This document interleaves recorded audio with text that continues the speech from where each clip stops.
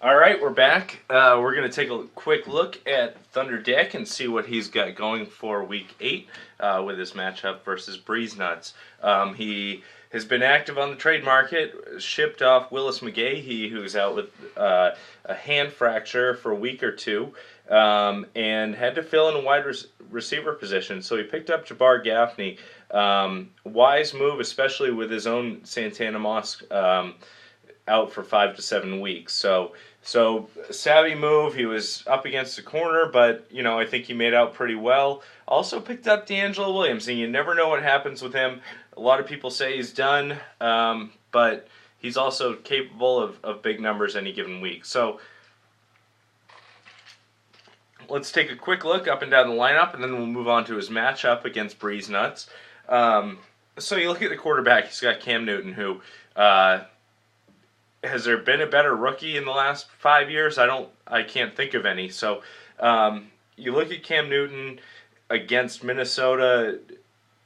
They're down 2 cornerbacks, possibly 3. So this could be a big game for Steve Smith and Cam Newton, and you never know about Greg Olsen over the middle in the end zone. So you've got 3 good options right there from the starting gates, and then you look at the running back position. You've got Darren Sproles going up against the absolute worst run defense in the NFL, St. Louis. So Darren Sproles is projected for 22 points in Yahoo's rankings.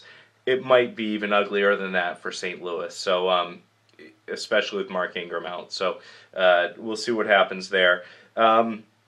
And then playing fill-in, he's got Brandon Jacobs going against Miami's run defense. And Miami certainly has not been anything to fear as far as their defense is concerned. So, you like Jacobs to maybe score a short yardage touchdown. You look at the rest of the team, Jake Ballard is averaging 16 yards per catch. And he's only really been playing over the last, they had a bye week last week, but over the last 3 to 4 weeks. So Jake Ballard against Miami's defense, their secondary, they're not very good against the tight end. You might see some big numbers out of him, and you might see some trade offers coming Thunderdick's way.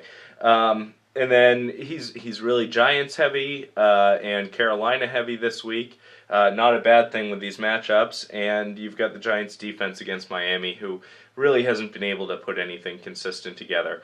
So looking at the matchup, it looks to be tight because you've got Drew Brees going against St. Louis for Breeze Nuts, and there is a deal in the works that would hopefully change things up a little bit, but you never know.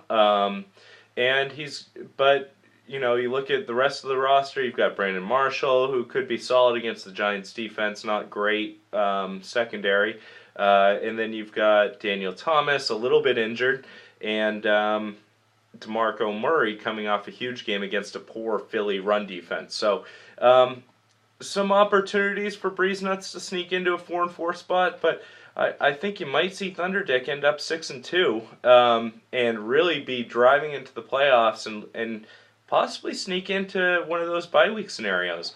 Could be interesting as things develop.